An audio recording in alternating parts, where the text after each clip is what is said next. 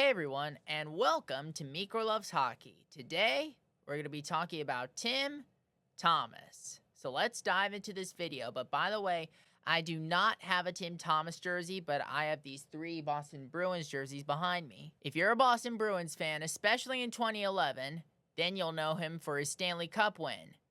But his journey to the NHL was anything but typical.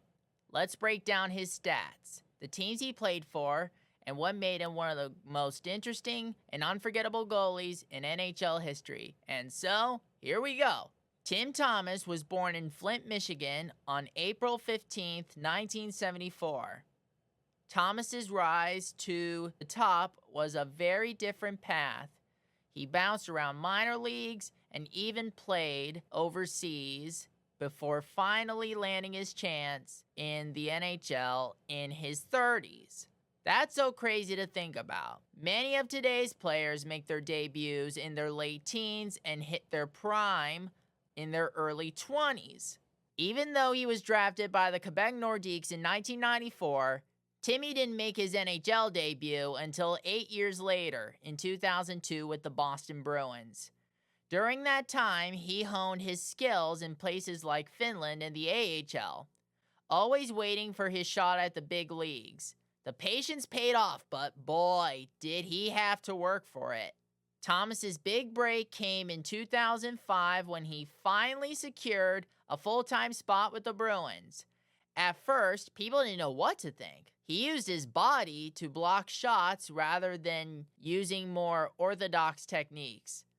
Believe it or not, in 2011, Timmy had one of the best postseason performances of all time, helping the Bruins win their first Stanley Cup since 1972.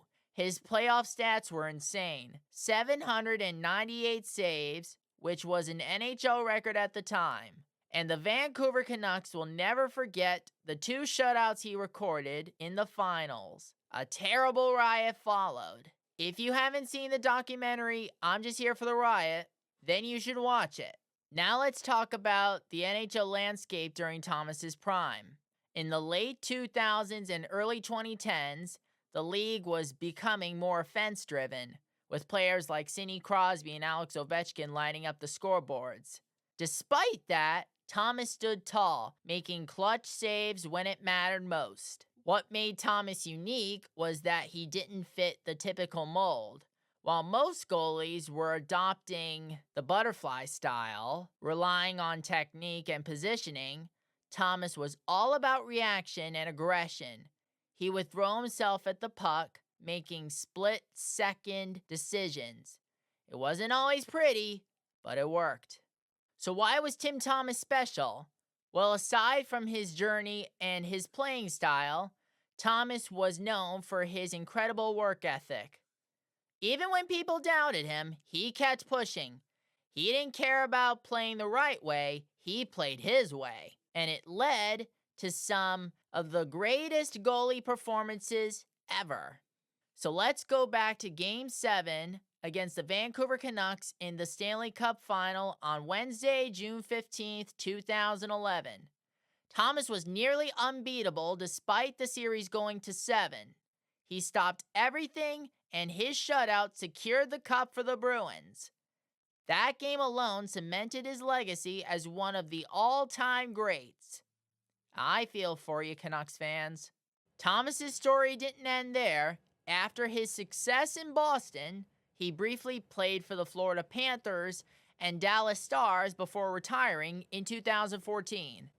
In the years since, he's faced health challenges related to concussions, which has kept him out of the spotlight. But his legacy in the NHL is untouchable. The hockey world will remember Tim Thomas for his determination, his unorthodox style, and how he helped bring the Stanley Cup back to Boston after 39 long years. He was more than a good goalie. He was one of the best when it mattered most. And that's what makes Tim Thomas a true hockey legend. Thanks for hanging out with me for this hockey history moment. If you loved learning about Tim Thomas, make sure you like this video, hit that subscribe button, and turn on those notifications. We'll be back soon with more hockey history live streams, and NHL roundups. See you next time on Mikro Loves Hockey.